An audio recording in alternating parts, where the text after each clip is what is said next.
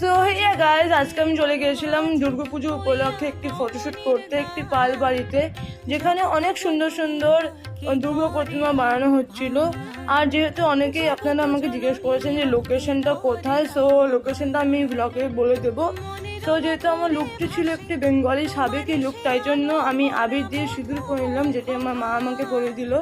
আর তারপরে আমি শ্যুট করা শুরু করে দিলাম। আপনারা সমস্ত ভিডিও রিলস হিসাবে আমার ইনস্টাগ্রামে দেখতে পাবেন, অবশ্যই সেখানে আমাকে ফলো করে নিন টু গেট আপডেটেড। আর লোকেশনটা হচ্ছে মাটিগাড়া মায়াদেবী ক্লাবের একদম সামনে কিছু পালবাড়ি আছে, সেখানেই আমি ফটোশ্যুট করেছিলাম। আর তারপরে আমি চলে গেছিলাম আরেকটি অন্য পালবাড়িতে, সেটিও মায়াদেবী ক্লাবের একদম সামনে।